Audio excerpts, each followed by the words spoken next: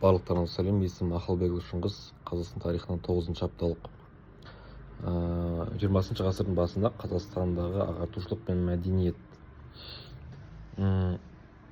Бірінші 20 ғасырдың басы емес, 19 ғасырдың екінші жартысында болған қазақ жеріндегі өзгерістерден бастайық.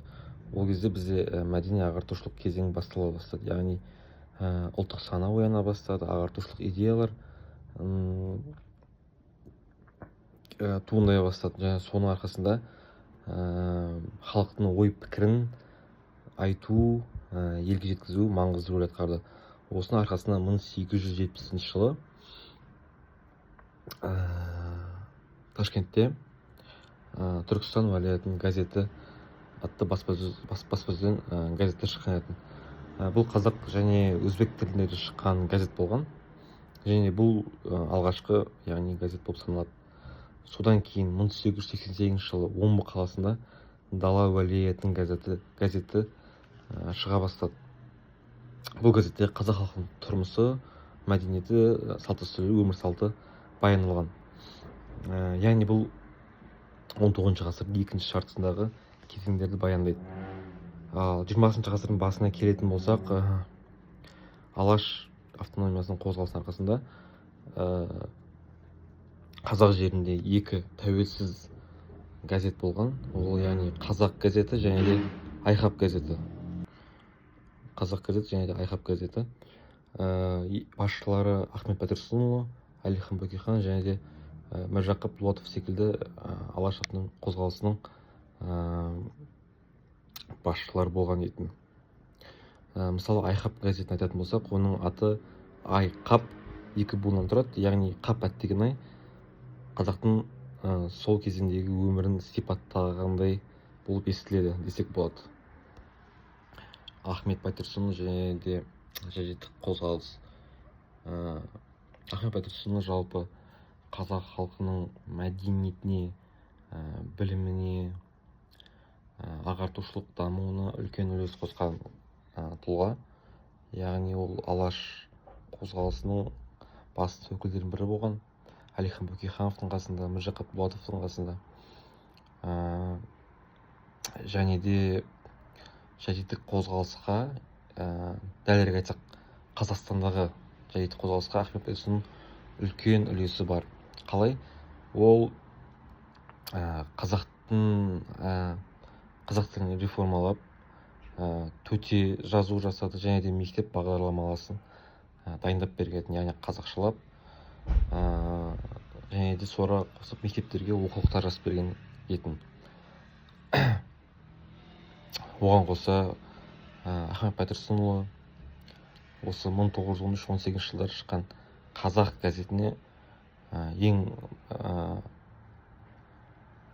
Қазақ газетінің алғашқы басшылары ретінде саналады.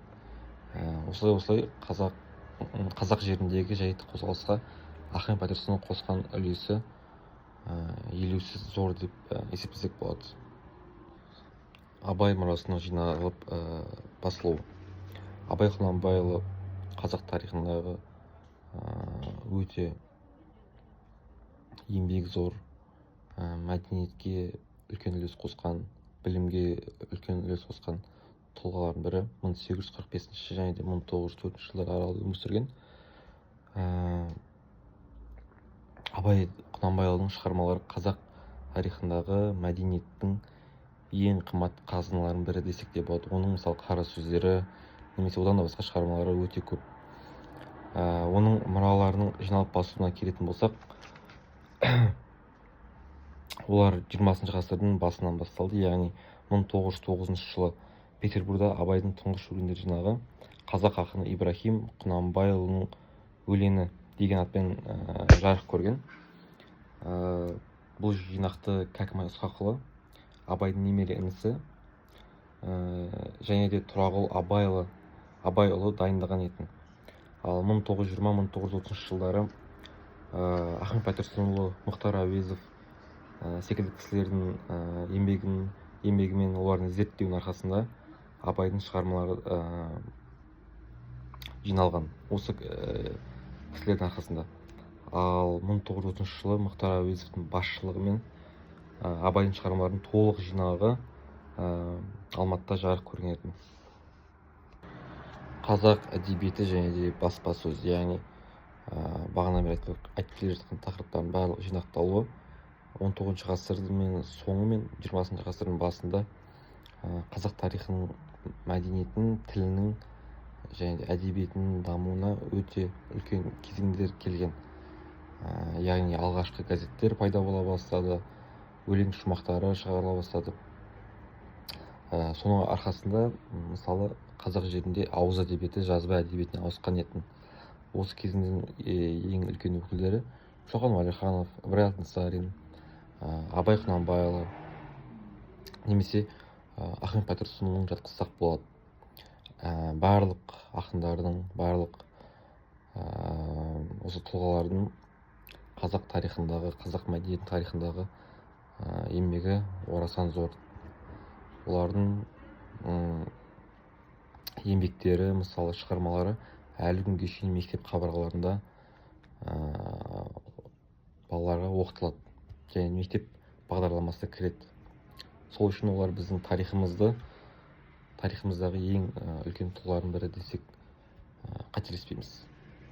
Назарларыңызға рахмет.